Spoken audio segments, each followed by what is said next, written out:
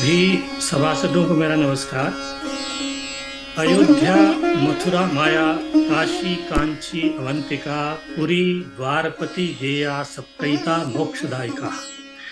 ये श्लोक कई पुराणों में आया है, गरुड़ पुराण समेत। आप में से बहुत से लोग इसको जानते होंगे, इसके बारे में सुना होगा। 7 नगरी हैं जिनको हमारे यहाँ मोक्षदायिनी माना गया है। सबसे ज्यादा महत्व इन 7 नगरियों में अयोध्या का है, क्योंकि अयोध्या से ही श्लोक शुरू होता है। क्यों? कि अयोध्या का आविर्भाव भगवान के मस्तक से माना गया है, बाकी नगरियां उसके बाद कंठ वगैरह से हैं। तो अयोध्या की जहां तक बात आती है, ये तो अयोध्या के महत्व के सबसे पहला जो अयोध्या का उल्लेख है वो हमें अथर्ववेद में मिलता है। अथर्ववेद का 10वें अध्याय का दूसरे सूक्त का 31वां मंत्र है, अष्टाचक्रा नवद्वारा देवानाम पूर्योध्या तस्याम हिरण्य कोशः स्वर्गो ज्योतिषावृतः। एक तरह से शरीर का वर्णन है। वेदों में ज्यादातर मंत्रों में ये होता है, आप 2 अर्थों में उसको ले सकते हैं, अयोध्या के अर्थ में भी, शरीर के अर्थ में। तो अयोध्या का पहला वर्णन वहां आता है। उसके बाद अगर वाल्मीकि रामायण की बात करें तो वहां असल में अयोध्या का विस्तार से वर्णन है। और वाल्मीकि रामायण में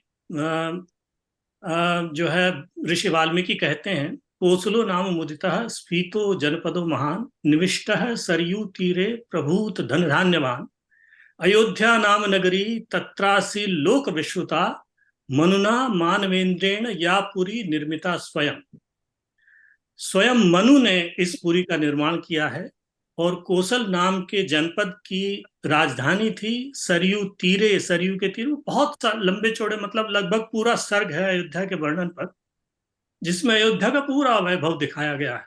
किस तरह से खुली सड़कें थी, किस तरह से वहां मकान थे, महल थे, और यहां तक कि वहां एयरपोर्ट का भी, विमानपत्तन का भी जिक्र है कि अयोध्या में विमानपत्तन था। विमानपत्तन था तभी तो भगवान राम जो है वो पुष्पक विमान से वापस आए।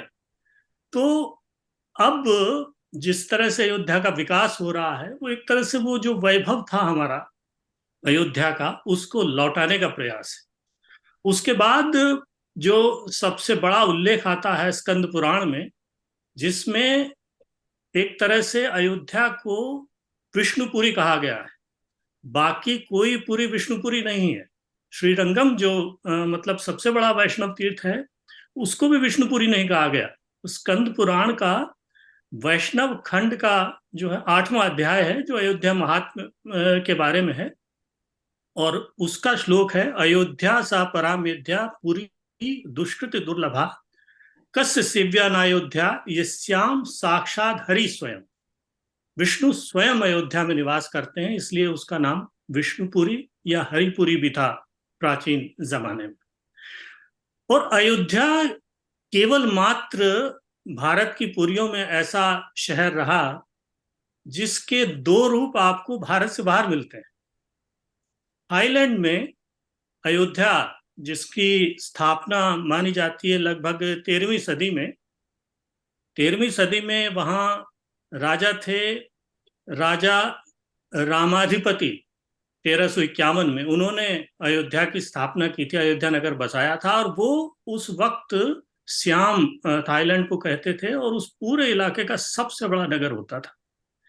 और दूसरा नगर आपको अयोध्या के नाम पे मिलता है योग्यकर्ता, जो कि जावा, इंडोनेशिया के जावा द्वीप में है, जिसे राजा संजय ने बसाया था।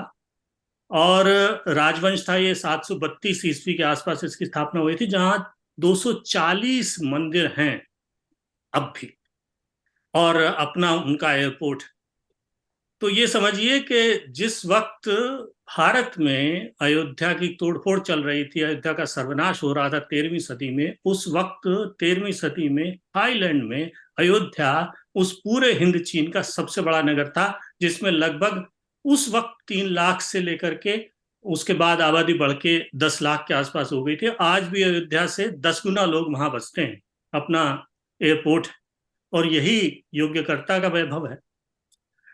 तो इस तरह से अयोध्या के बारे में देखें तो भारत से बाहर अगर नगर संस्कृति भी किसी तरह से गई है तो वो अयोध्या के माध्यम से ही गई है। तो अयोध्या का महत्व भारत में अक्षुण्ण है। ये दुर्भाग्य की बात है कि लगभग 2000 साल ऐसे गुजरे जिसमें अयोध्या का वैभव एक तरह से तिरोहित हो गया। अब उसको पुनर्जीवित एक तरह से दोबारा लौटाने की कोशिश की जा रही है, और दोबारा लौटाने की जो कोशिश चल रही है उस प्रयास का नेतृत्व कर रहे हैं आज के हमारे मेहमान नृपेंद्र जी के बारे में आप सब जानते हैं, नृपेंद्र मिश्र। उनसे बातचीत आज करने वाले हैं बीबीसी हिंदी के पूर्व संपादक, हमारे सहयोगी, वरिष्ठ पत्रकार, इतिहासकार और लेखक डॉक्टर विजय राणा। विजय राणा दशकों लंबे कार्यकाल में कला, संस्कृति, खेल, राजनीति से जुड़ी प्रमुख हस्तियों के इंटरव्यू करते रहे हैं, और ये संयोग की बात है कि 8 ऐसी हस्तियां हैं जो आगे चल के प्रधानमंत्री पद तक पहुंची, जिसके विजय राणा ने इंटरव्यू किए हैं। इनकी रिपोर्टें और लेख Indian express, India today, BBC online, Dainik Jagran और अमर उजाला जैसे अखबारों में प्रकाशित होती रही हैं। और जहां तक लेखन की बात है, एक पुस्तक बहुत चर्चित रही है, Mahatma Gandhi, images and ideas for non violence. ये लगभग 10-12 साल पहले प्रकाशित हुई थी। और अब जिस पुस्तक पर वो काम कर रहे हैं वो है Kashi the abode of Shiva. Uttar Pradesh में केवल अयोध्या का वैभव नहीं लौटाया जा रहा है, वाराणसी का वैभव भी लौट रहा है, और ये पुस्तक उसके बारे में ही है। फरवरी में रूपा प्रकाशन से प्रकाशित होगी। काशी विश्वनाथ मंदिर की आरतियों, उसके पूजा विधान, उत्सव और प्रधानमंत्री मोदी जी की जो विश्वनाथ धाम परियोजना है उसका चित्रात्मक वर्णन आपको इस पुस्तक में देखने को मिलेगा। अयोध्या पर कहने को बहुत कुछ है, काशी पर भी कहने को बहुत कुछ है, समय हमारे पास सीमित है, इसलिए मैं और ज्यादा समय न लेते हुए अब विजय राणा के सुपुर्द करता हूं, और वो आज के हमारे मेहमान से बातचीत करेंगे और आप उसका आनंद लीजिए। नमस्कार। धन्यवाद शिवकांत शर्मा। वर्ष 2023 समाप्त होने को है। हम सब नए वर्ष के स्वागत की तैयारियां कर रहे हैं, और ऐसे व्यस्त समय में हमारे जो प्रमुख अतिथि हैं आज के, उन्होंने अपना वक्त हमें दिया है। इसके लिए हम निस्संदेह उनके आभारी हैं। और आपको मैं ये बता दूं कि कितना श्रम ले रहे हैं इस समय। कल और परसों प्रधानमंत्री मोदी के अत्यंत व्यस्त कार्यक्रम से लौटे हैं श्री नृपेंद्र मिश्रा जी, और क्योंकि वहाँ जो सांस्कृतिक पुनर्जागरण का इतिहास लिखा जा रहा है भारत का, उसमें वो एक अत्यंत महत्वपूर्ण भूमिका निभा रहे हैं श्री राम जन्मभूमि तीर्थ क्षेत्र के ट्रस्ट के अध्यक्ष पद के रूप में। और मैं ये मान करके चल रहा हूँ कि मेरी रुचि रही है ओरल हिस्ट्री में, तो आज की जो हमारी ये बातचीत है हमारे ओरल इतिहास का एक महत्वपूर्ण हिस्सा बनेगी। नृपेंद्र मिश्र जी के बारे में यूं तो हम सब जानते हैं, फिर भी संक्षिप्त परिचय देना यहाँ पर नावाजिब नहीं होगा। आप भारतीय प्रशासनिक सेवा के वरिष्ठ अधिकारी रहे हैं।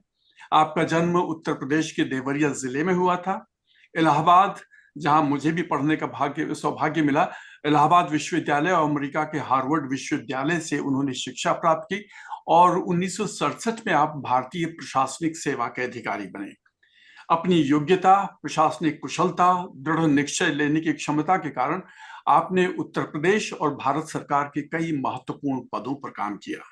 केंद्र सरकार में आप फर्टिलाइजर और टेलीकॉम विभाग के सचिव रहे, और उसके बाद telecom regulatory authority of India के प्रमुख रहे। एक लंबे यशस्वी कार्यकाल के बाद आपने सरकारी सेवा से अवकाश प्राप्त किया। इस बीच देश की राजनीति ने एक बड़ी करवट ली, और मई 2014 में श्री नरेंद्र मोदी देश के प्रधानमंत्री बने। उन्हें पीएमओ के लिए एक योग्य, कर्मठ और निर्भीक अधिकारी की तलाश थी। नृपेंद्र जी, मेरा पहला सवाल अयोध्या के राम मंदिर से संबंधित नहीं है। एक व्यक्तिगत सवाल मैं करना चाहूंगा कि जब आप तो सेवानिवृत्त हो चुके थे, तब जब आपके पास प्रधानमंत्री का फोन आया कि अभी आपकी पारी समाप्त नहीं हुई है, आपको मेरे साथ काम करना है, क्या अनुभव किया? कैसे क्षण थे वो आपके लिए? जी, मैंने वर्ष 2014 है, और जैसा आप कह रहे हैं, मेरी एक पारी समाप्त हो गई थी 2009 के अंत में। उसके बाद एक सिंगल पर्सन एनजीओ मैंने बनाया था, और हमारा मुख्य उद्देश्य था कि इलेक्शन में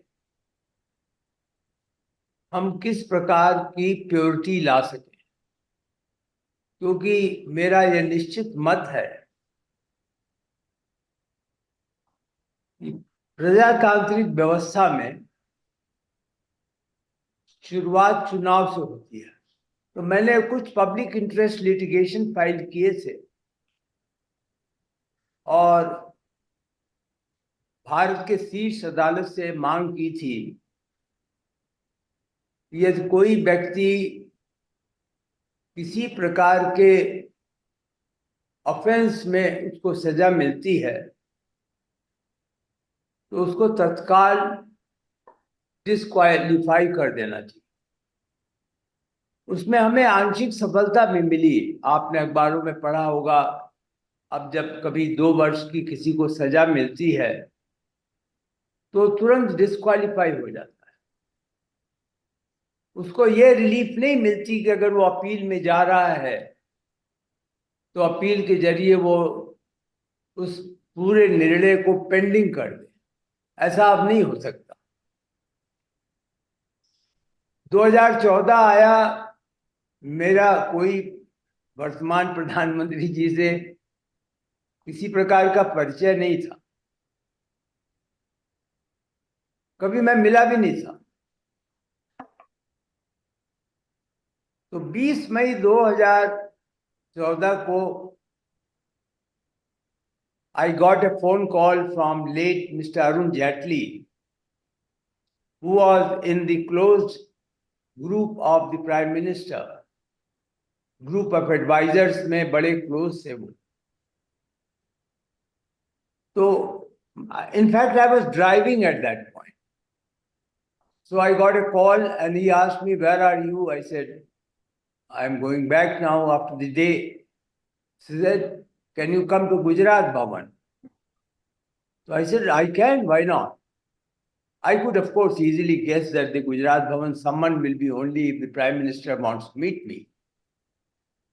When I reached there, the Prime Minister was meeting 3-4 other officers. I was one of them. And then after 3-4 days of certain interaction there and certain jobs which were assigned to me, I got the second meeting opportunity with the Prime Minister when he offered me that if I could work as his principal secretary.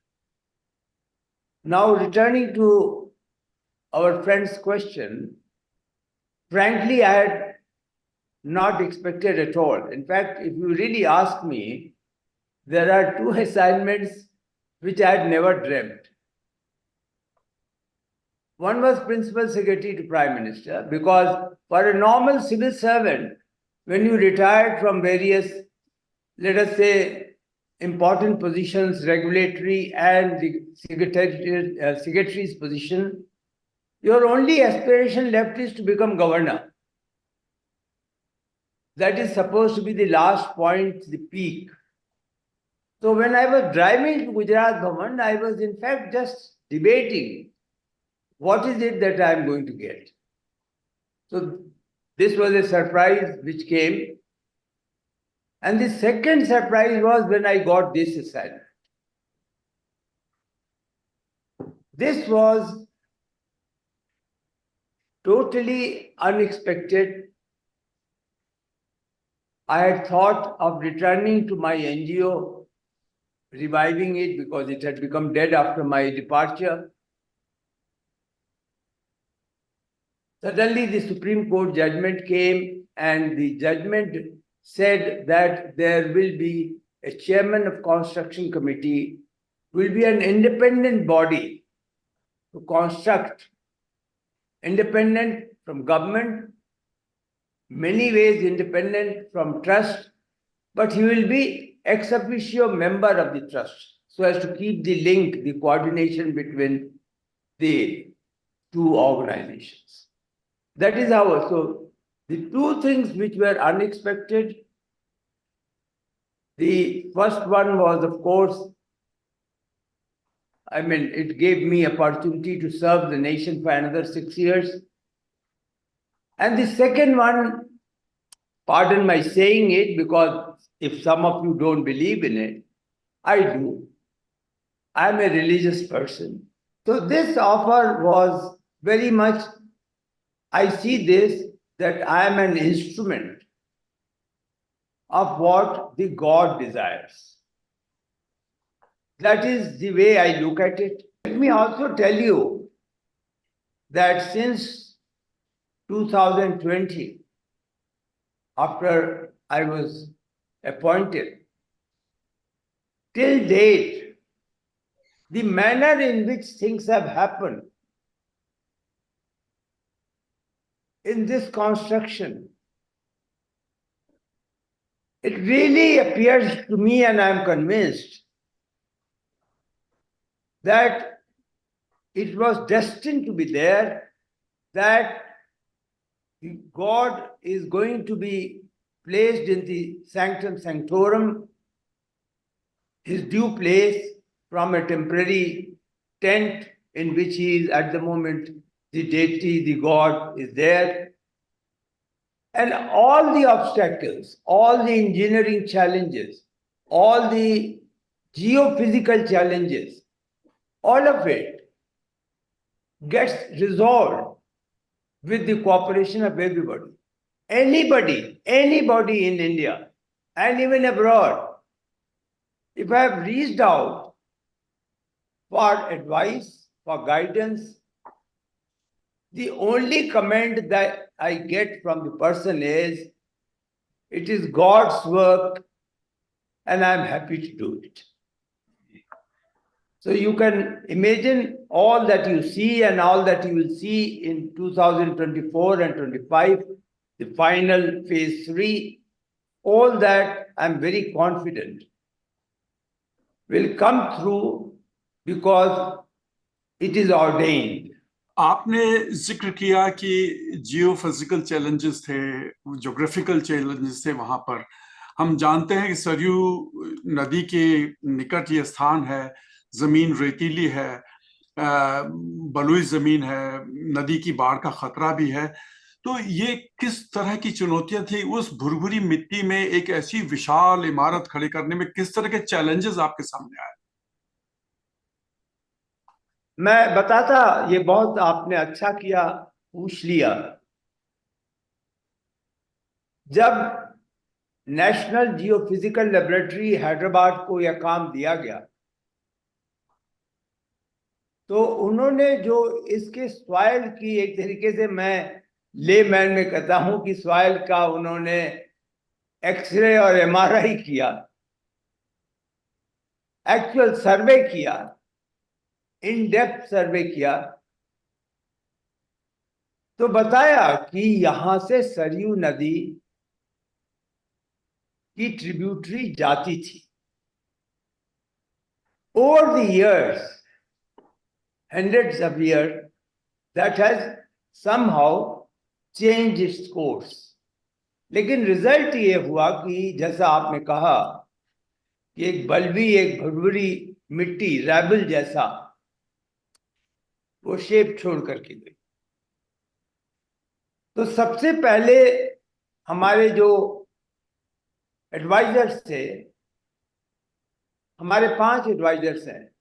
Indian institute of technology Chennai, institute of technology Surat, institute of technology Delhi, institute of technology Kanpur, central building research institute Roorkee.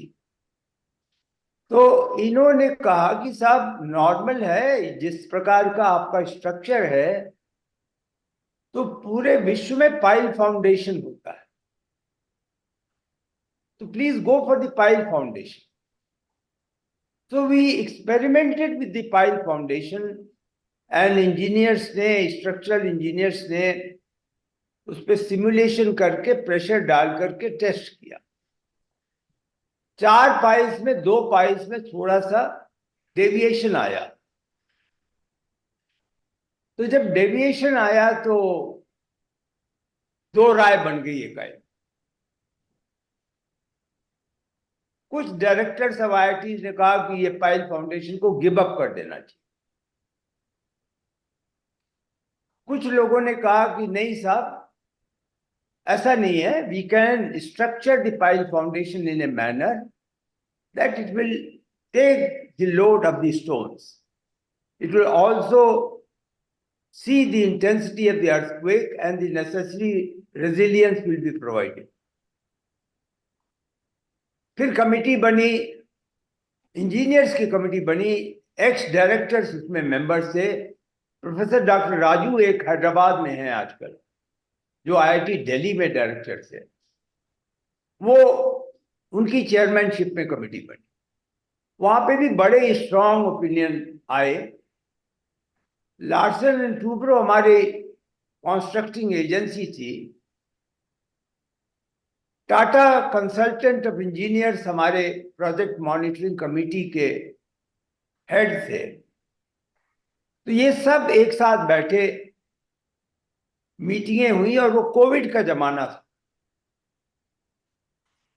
तो ज्यादातर मीटिंगें virtual होती थी। तो वो भी एक मत नहीं हुए और उन्होंने दोनों रिकमेंडेशन कर दी कि एक में तो आपको पूरा सॉइल 12 से 15 मीटर, करीब 2.5 एकड़ एरिया में, 2.5 एकर्स, वो खोदना पड़ेगा 15 मीटर, 12 से 15 मीटर नीचे तक, और you will have to replace it with the engineered soil.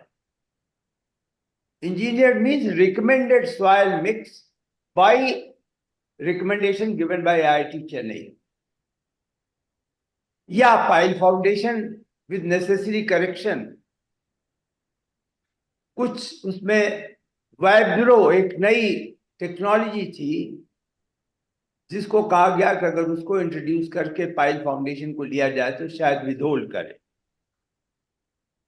Ultimately after the discussion we took the challenge that we will replace the soil, will not take the risk of pile foundation. तो एक risk aversion था trust के members में, and they wanted to go for something which will last for 1000 years. वो demand थी बड़ी emotional, Ayodhya की इतनी ज्यादा इमोशनल डिमांड थी ये 1000 साल। कहां से ये वर्ड आया मुझे नहीं मालूम, लेकिन उनका ये कहना था कि जब भारत के सारे टेम्पल्स 800 से 1000 पुराने हैं तो इसको भी रहना पड़ेगा।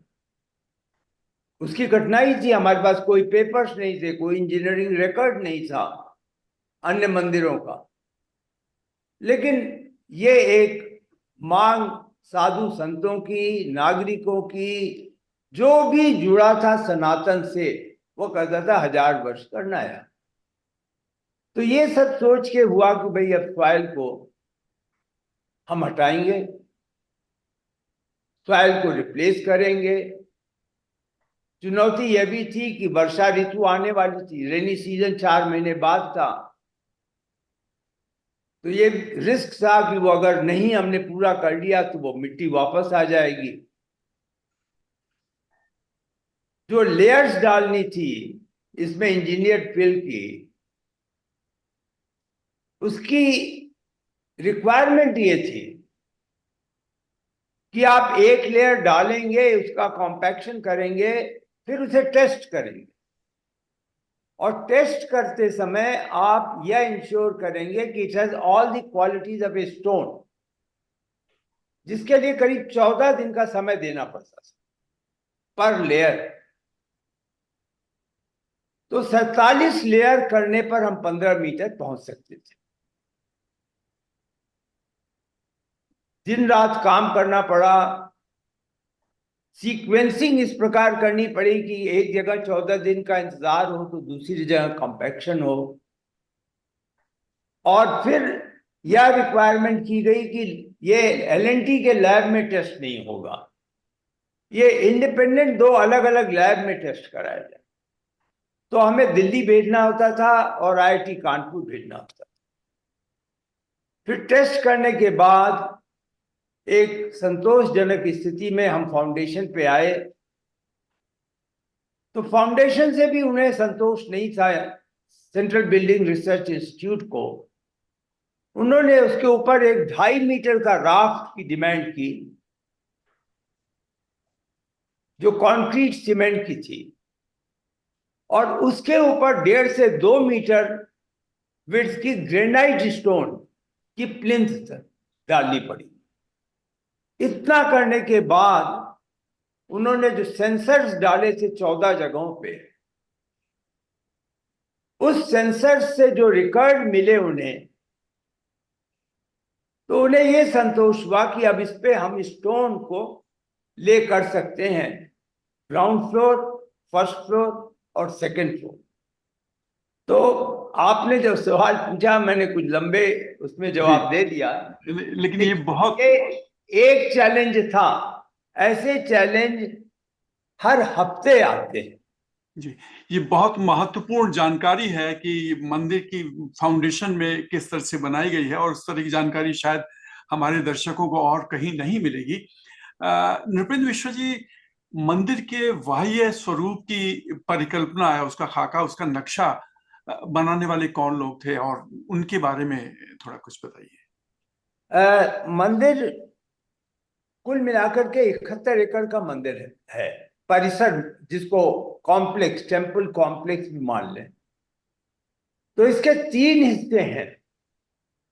एक हिस्सा तो ये मैं अपने सामने, ये आपको थोड़ा सा एक मंदिर का छोटा सा नमूना है, आप में से कुछ को शायद दिखे। तो एक हिस्सा तो ये है जो 2.5 एकड़ में है। इसकी लंबाई 390 फीट है, चौड़ाई 270 फीट है, ग्राउंड लेवल से ऊंचाई 161 फीट शिखर तक की है। इसमें सैंक्टम सैंक्टोरम के अलावा 5 मंडप हैं, और यह कुल मिलाकर के मंदिर का मुख्य रूप है। इस मंदिर के इस 2.5 एकड़ से बाहर हम लोगों की भाषा में परकोटा कहते हैं, वेस्टर्न इंडियन भाषा में भी परकोटा कहते हैं। लेकिन आपको समझाने के लिए आप यूं समझें कि ये सर्व करता है, जो परकोटा है, ये बाउंड्री वॉल भी है, एक तरीके से सिक्योरिटी वॉल, क्योंकि ये आउटर साइड में बंद है, इनर साइड में टुवर्ड्स टेम्पल खुली हुई है। इसका पर्पस परिक्रमा का भी है, और ये 795 मीटर्स में है कुल मिलाकर के, और इसमें 6 मंदिर भी हैं, 4 कोनों में और 2 पैरेलल हैं। वो क्यों है मैं आपको बताने की कोशिश करूंगा आगे चल करके। लेकिन ये 6 मंदिर एक पंचायतन व्यवस्था कहलाती है, उसके अंदर ये बनाए गए। जब इसको जोड़ लेते हैं तो 8.5 एकड़ जमीन का इस्तेमाल हो जाता है। उसके बाद जो है वो 71 एकड़ में 7 ऐसे मंदिर हैं जो भगवान राम मर्यादा पुरुषोत्तम से उनके वन गमन में जिनका संपर्क आया। उदाहरण के रूप में सबरी मां, निषाद, तो वो 7 मंदिर हैं। पिलग्रिमेज फैसिलिटेशन सेंटर है जो बहुत बृहद है। At any point of time 5,000 लोगों की होल्डिंग एरिया है। 12,000 लॉकर्स हैं जहां लोग अपने सामान रख सकते at any point of time, और लेके बाहर जा सकते वहां पर। अलग से आर्काइव्स और म्यूजियम की व्यवस्था है। ऑडिटोरियम है जहां पे राम और राम से संबंधित अन्य धार्मिक विषयों पे चर्चा का अवसर मिले लोगों को।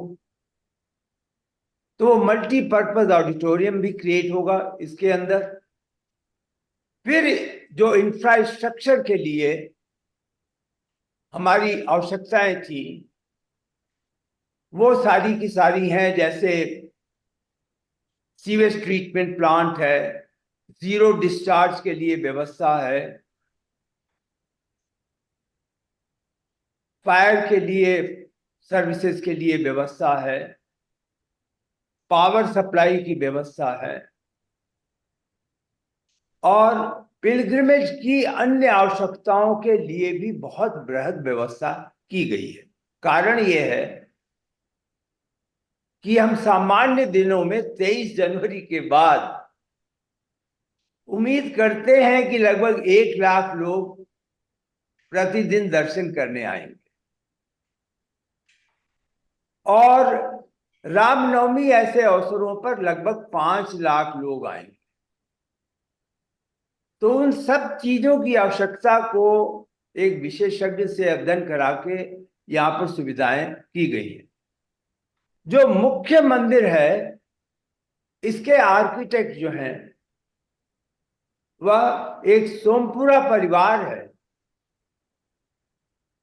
गुजरात में। एक सोमपुरा, एक समझिए कि एक ही परिवार नहीं है, सोमपुरा ग्रुप के लोग मंदिरों के निर्माण में कंसल्टेंसी करते हैं। उनकी एक तरीके से आप ये फैमिली ट्रेनिंग समझिए, एजुकेशनल। तो उनसे सही माने में तो 1992 में एग्रीमेंट हो गया था, जब कहीं इस मंदिर की रूपरेखा नहीं थी तय।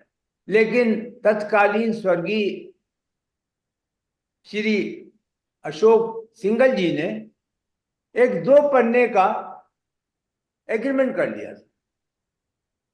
तो जब मैं आया तो मेरे लिए आवश्यक था कि मैं उस भावनाओं का आदर करूं। तो वो तो मुख्य मंदिर के हमारे आर्किटेक्ट हुए, निर्माण लार्सन टूब्रो ने किया, project monitoring Tata consultant of engineers ने किया।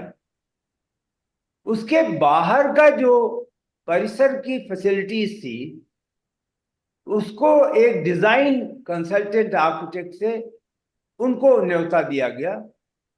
तो उनकी जिम्मेदारी है कि वो सारे बाहर की फैसिलिटीज को वो आर्किटेक्चरली हमको एडवाइस कर सकें। वहां पर भी टाटा कंसल्टेंट इंजीनियर्स जो हैं वो हमारे प्रोजेक्ट मॉनिटरिंग कमेटी में है। तो इस प्रकार, और जो हमारे आईआईटीज हैं वो कंटिन्यूअस एडवाइजर्स हैं। उदाहरण के लिए मैं आपको बताता हूं, अभी एक समस्या है, कुछ स्थान पे मंदिर में स्टोन एक दूसरे के ऊपर, क्योंकि उसमें कोई और चीज तो है नहीं, वो तो कॉपर पिन से जुड़े हुए हैं, उसकी लेइंग की एक टेक्निक है। तो वहां पर आर्किटेक्ट और सेंट्रल बिल्डिंग रिसर्च इंस्टीट्यूट का कुछ ये मत हुआ कि लार्सन टूब्रो ने नेसेसरी प्रिकॉशन नहीं लिया। उन्होंने एक साथ ही एक लंबे एरिया में काम शुरू कर दिया, जबकि जो एसओपी थी वो यह थी कि कुछ हिस्से में काम करें, उसमें देखें कोई बाहर नहीं निकल रहा है, स्पेस नहीं है, जिससे रेक्टिफिकेशन की जरूरत ना हो। उसके बाद फिर नेक्स्ट स्टेज पे स्टोन ऊपर डालें या आगे बढ़ें। ये अभी 7 दिन पहले की क्राइसिस थी जो हमें फेस करनी पड़ी, and we have to remove that. तो हर 15 दिन में सेंट्रल बिल्डिंग रिसर्च इंस्टीट्यूट के लोग आके देखते हैं कि एसओपी के अनुसार कार्य किया जा रहा है कि नहीं। So that in short is the responsibility of all the technical agencies who are assisting me in this work. Nripendra Mishra ji, 22 जनवरी 2024 को जब प्रधानमंत्री श्री नरेंद्र मोदी मंदिर का उद्घाटन करेंगे तो वहां जाने वाले दर्शकों को मंदिर किस हालात, किस स्वरूप में दिखाई पड़ेगा, कितना दिखाई पड़ेगा? हमने दिसंबर 31 ट्रस्ट ने, मैं जब भी हम कहूं तो आप लोग समझे मैं ट्रस्ट को प्रतिनिधित्व कर रहा हूं,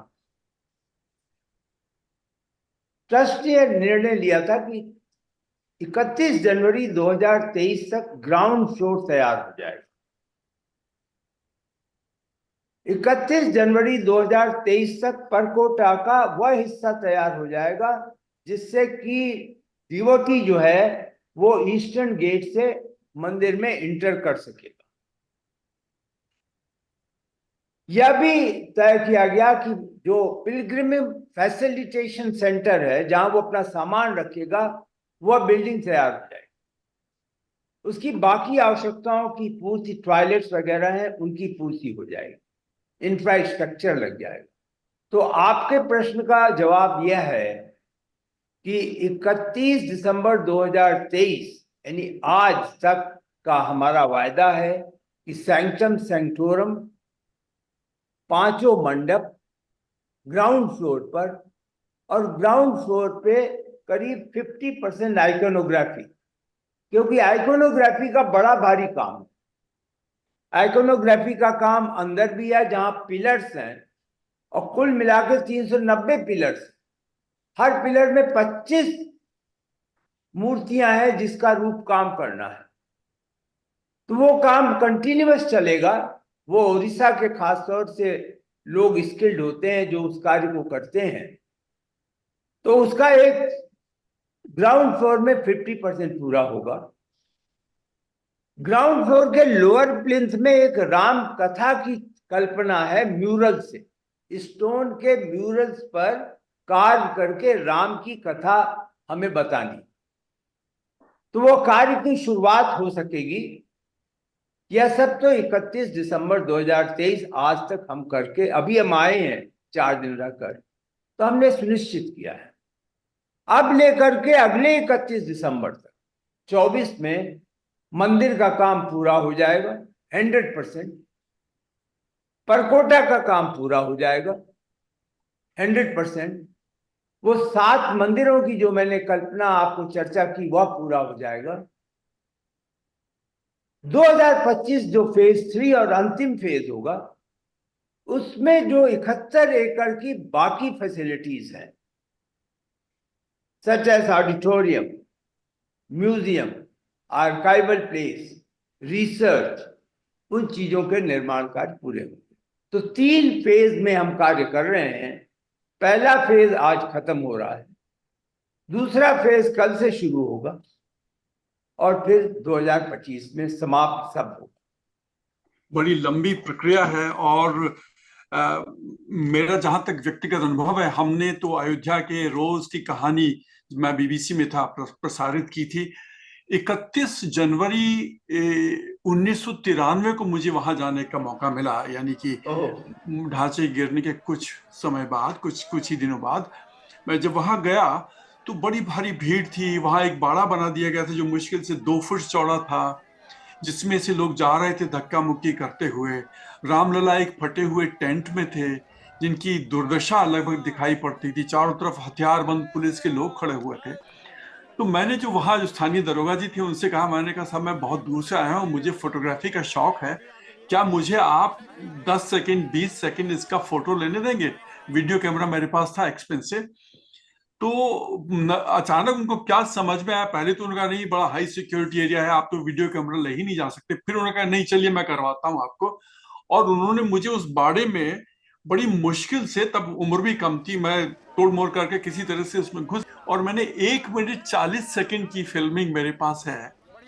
और तब इतना अफसोस होता था कि भगवान श्री राम की ये दुर्दशा है। वो फिल्म छोटी सी मैंने यूट्यूब पे लगा रखी है। किसी को कल्पना नहीं थी कि ये दिन हम देखेंगे। और मुझे तो विश्वास नहीं होता कि हम उस व्यक्ति से बात करेंगे जिसकी वही भूमिका रही है। जब सोमनाथ में निर्माण होता है तो सरदार पटेल उसके मूल प्रेरणा स्रोत थे, लेकिन उनके पीछे के मुंशी काम कर रहे थे। तो जो जो उनकी भूमिका थी वही संभवतः आपकी है। या जब टोडरमल के जमाने में मंदिर बनाया जा रहा था तो टोडरमल बनवा जरूर रहे थे, लेकिन वहां पंडित नारायण भट्ट काम कर रहे थे। तो ये जो भूमिका है, पृष्ठभूमि में रह करके उस सारी योजना का संचालन करना अपने आप में बड़े सौभाग्य की बात है। और हम लोगों के लिए उस सारी प्रक्रिया को सुनना और समझना अपने आप में बड़े सौभाग्य की बात है। रामलला की मूर्तियों की चर्चा करते हैं, मैंने वो छोटी सी मूर्ति देखी है जो दूर से दिखाई भी नहीं पड़ती थी। अभी गया तो बहुत बेहतर हालत में थी और मुझे उसका भी कुछ फोटोज लेने का मौका मिला। तो जो रामलला की मूर्ति जो बनाई जा रही है, जिसके बारे में सुना है 3 कलाकार उन्हें बना रहे हैं, उस मूर्ति का क्या आपने अभी तक दर्शन किए हैं? यदि किए हैं तो वो किस तरह की होगी? जी, ये ट्रस्ट के निर्णय से पहले तो एक यह कल्पना की गई कि जो रामलला या चाइल्ड राम होंगे उनका स्वरूप क्या होना चाहिए। तो यह निर्णय लिया गया कि वह एज ऐसी हो जो यज्ञोपवीत के पहले होनी चाहिए। तो जनरली यहाँ पर यह विश्वास है कि यज्ञोपवीत 5 साल और 7 साल इस प्रकार होते हैं। तो यह तय हुआ कि भगवान 4 से 5 वर्ष के हों। उनके जो विवरण वाल्मीकि रामायण में थे और जो तुलसीदास जी के रामायण में थे उसके अनुसार उन विवरण को दिया गया। तो यह सब मिला करके आर्टिस्ट को दिया गया क्राउड टैलेंट सर्च के मोड पर कि इस प्रकार के भगवान का चित्र बनाया। तो अंत में एक बीएचयू के प्रोफेसर आर्ट कॉलेज के थे, ट्रस्ट ने उनके चित्र को उचित पाया कि जो आवश्यकताएं थी, समचरण होंगे, उनकी आंखें किस प्रकार होंगी, बाहें अजानुबाहु होंगे, इस प्रकार की सारी आवश्यकताएं देख करके उनके चित्र को अप्रूव किया गया। नाम क्या है उनका प्रोफेसर साहब? उनका नाम शायद डॉक्टर पुरोहित या पवार करके है, मैं अभी तत्काल नाम नहीं वो याद कर पा रहा हूं। उनसे जब चित्र मिल गया तो उस चित्र के लिए हम लोगों ने स्कल्प्टर्स ढूंढा। तो स्कल्प्टर्स में जो देश के प्रमुख स्कल्प्टर्स थे वो आए, उनको आवश्यकताएं बताई, उनको बताया कि लंबाई 51 इंच की होनी चाहिए। उन्हें बताया कि आपको कार्य अयोध्या में करना होगा, आप उस समय किसी से मिलेंगे नहीं।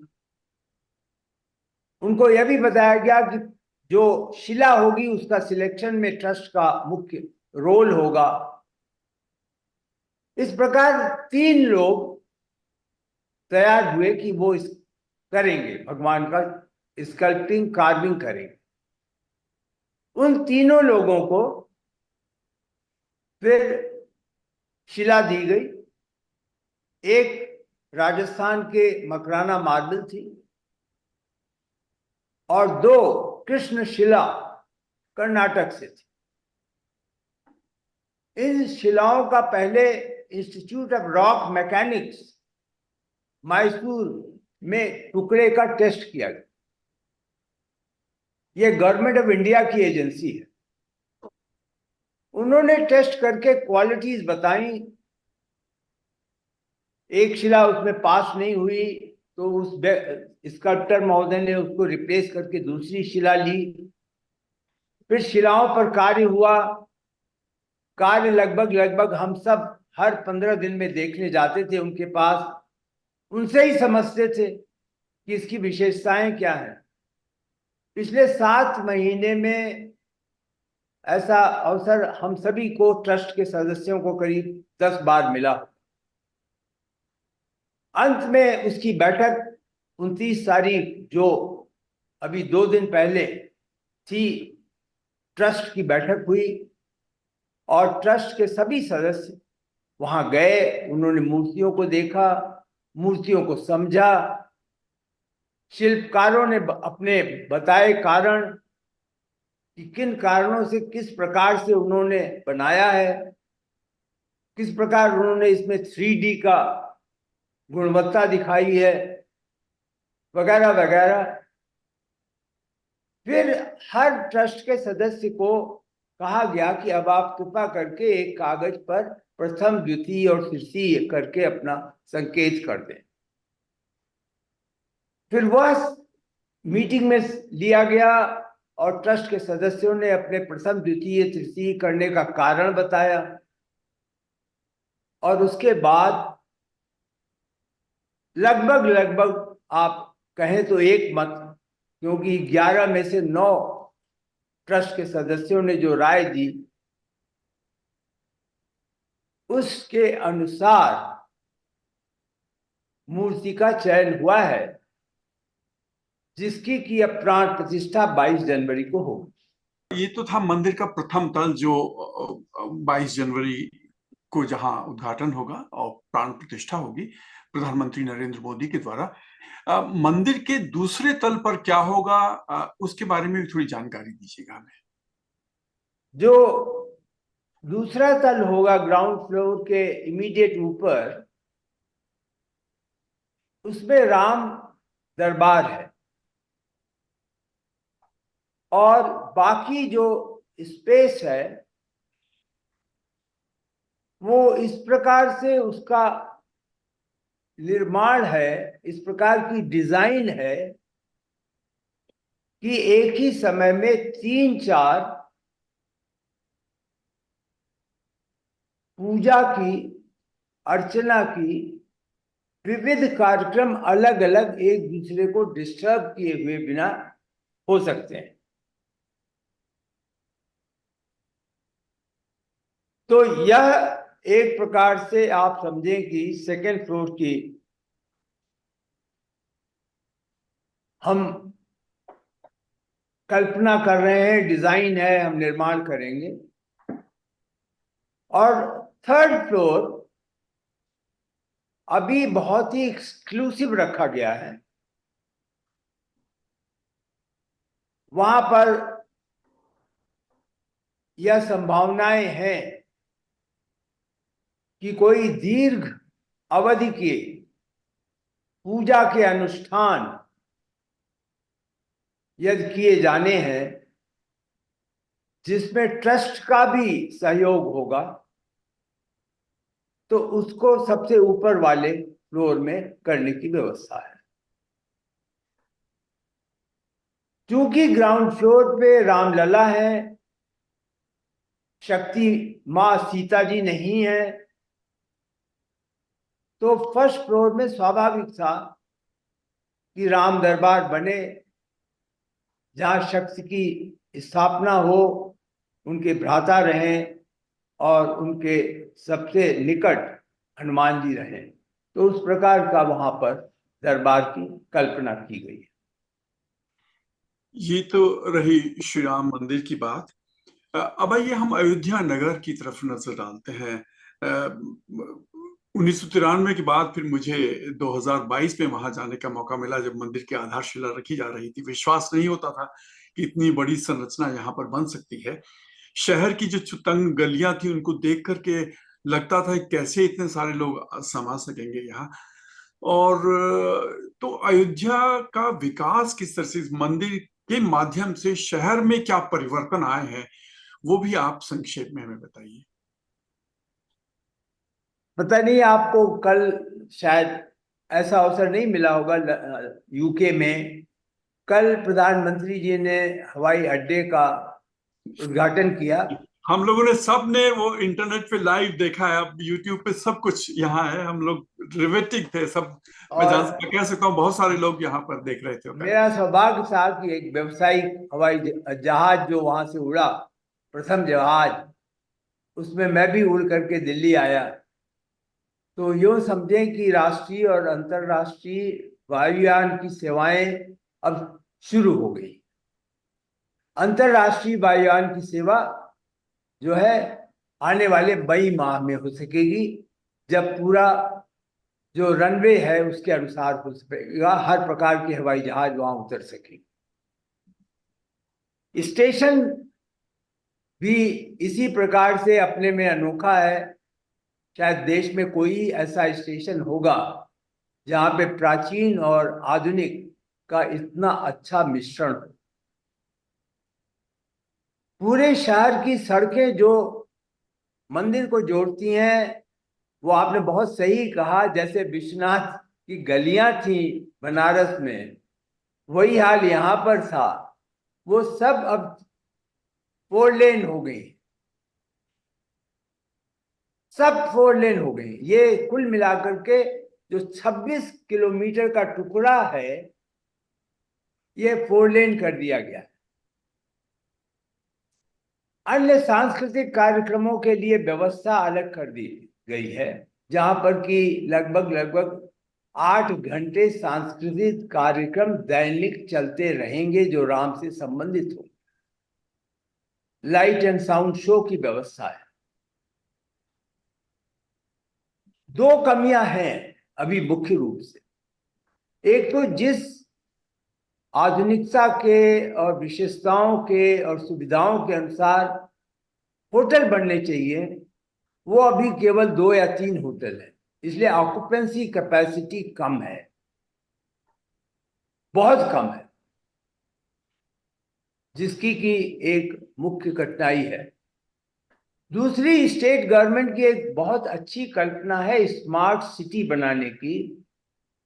1400 एकड़ जमीन ले ली गई है, बिल्कुल मंदिर से 2 किलोमीटर की दूरी से वो शुरुआत होती है, जिसमें कि अन्य स्टेट्स के गेस्ट हाउसेस होंगे, लोगों को रहने की सुविधाएं होंगी, जितने आधुनिकतम एक तरीके से व्यवस्थाएं होती हैं वो वहां पे किया जा सकेगा। नेटवर्क वहां का रीस्टैब्लिश होगा, तो सब मिला करके वो एक नया शहर बस जाएगा। तो आप ये अनुमान लगा सकते हैं कि 1200 एकड़ की वह जमीन, 26 किलोमीटर की ये सड़कें जहां की परिक्रमा मार्ग भी है, सीवेज, ड्रेनेज, ड्रिंकिंग वाटर की सुविधाएं मोस्ट मॉडर्न हो सकेंगी। मेरा ऐसा स्वयं का अनुमान है कि इस पूरे डेवलपमेंट में लगभग अभी 2 साल लगेंगे। एक और महत्वपूर्ण प्रश्न है, एक छोटे से शहर में जब एक विशाल समुदाय जन समूह आता है, बाहर के लोग होंगे, अलग अलग शहरों से, देशों से लोग होंगे, तो उस शहर की व्यवस्थाएं क्या सक्षम है इतनी भीड़ को कि वहां पर्यावरण संबंधी, स्वच्छता सफाई संबंधी चीजें करने की बहुत बड़े पैमाने पर जरूरत होगी। तो इस दिशा में किस तरह के प्रयास किए जा रहे हैं और क्या उनमें जन भागीदारी का भी कोई स्थान है? देखिए, जो राज्य सरकार है उन्होंने मास्टर प्लान बनाया है, और आपने बड़ा सही ऑब्जर्वेशन किया कि जिस जनपद की या डिस्ट्रिक्ट की पॉपुलेशन 3 लाख है और फ्लोटिंग पॉपुलेशन 5 से 6 लाख जो आती जाती रहेगी, तो एक तरीके से जो 3 लाख पॉपुलेशन है वो सर्विस कर रही है उस 6 लाख की पॉपुलेशन की, उसकी इकोनॉमिक एक्टिविटी में वो भाग ले रही है। And in many respects it is a symbiosis, economic symbiosis. ऐसे माहौल में एक जो होली सिटीज होती हैं उसका डेवलपमेंट भी इस प्रकार होता है कि इट केटर्स टू टूरिस्ट मोर, और उसके अनुसार आवश्यकताएं होती हैं। जैसे मैं आपको बताऊं, अयोध्या में किसी ने अनुमान नहीं किया था कि अयोध्या के घरों में जो आप लोगों के यहाँ है कि पेइंग गेस्ट हाउसेस होटल के अलावा बनेंगे। आज अयोध्या के लोग they are flourishing on that, they are offering a room or two where people with limited means can come and stay. तो इस प्रकार के एक इकोनॉमिक डेवलपमेंट का मॉडल बनाया जा रहा है। I have to say that there are some temporary developments, of course, which will become permanent. जैसे मैं आपको बताऊं, it is a very interesting thing for you all to just know about. अभी जो 22 जनवरी को फंक्शन होगा और उसके बाद लगभग जो अपेक्षा की जा रही है कि अगले 2 माह में on an average 1 lakh, 1.25 lakh लोग डेली आएंगे, तो उनके खाने पीने की क्या व्यवस्था होगी, रहने की क्या व्यवस्था होगी। तो अलग अलग संस्थाओं ने इसमें, जो आपने सवाल पूछा कि पब्लिक एजेंसीज, पब्लिक पार्टिसिपेशन कैसे होगा, तो लोगों ने वहां पर टेंट सिटीज बनाए हैं। ट्रस्ट ने स्वयं 25,000 लोगों के लिए टेंट सिटी की एक व्यवस्था की है। वहां पर 5 ऐसे किचन सेंटर्स बनाए गए हैं जहां 2-2 हजार लोगों का खाना बनता रहेगा। इन टेंट सिटी से बसों पर लोगों को मंदिर ले आया जाएगा दर्शन कराने के लिए। तो ऐसी व्यवस्थाएं हो रही हैं, प्राइवेट सेक्टर के लोग कर रहे हैं। बहुत बड़ी संख्या में लोग खाने पीने की व्यवस्था करने जा रहे हैं। तो such things will happen. At least I know for sure that up for next 2-3 years, such temporary establishments with the help and cooperation of the government and private sector, that will be taking care of the challenges. जी, हम लोग जो यहाँ पर इन सारी देश में जो होने वाली जो घटना है, घटना चक्र, उसको बड़ी रुचि के साथ देख रहे हैं। और इस कार्यक्रम में जितनी रुचि यहाँ पर लोगों की है, लगभग 100 लोग इस समय हमारे साथ जूम मीटिंग में जुड़े हुए हैं, जो लंदन में बहुत मुश्किल उपलब्धि होती है। हम लोग कब जा सकेंगे? एक सामान्य व्यक्ति, ये सही है, शुरू में तो सरकारी समारोह होंगे, ऑफिशियल प्रोग्राम्स होंगे, कुछ संस्थाएं होंगी, उनके सदस्य वहां जाएंगे, लेकिन एक लंदन का एक आम प्रवासी भारतीय वहां कब जाकर के अपने आप कंफर्टेबली दर्शन कर सकेगा? कुछ मेरे मित्र हैं बहुत सी जगहों पे और वो अनुरोध भी करते हैं। ये आपकी बात सही है। जनवरी, फरवरी, मार्च का आधा मार्च तो बहुत डेडिकेटेड फ्लो ऑफ कम्युनिकेशन होगा। डेडिकेटेड ट्रेन चलेंगी, स्टेट से लोग आएंगे।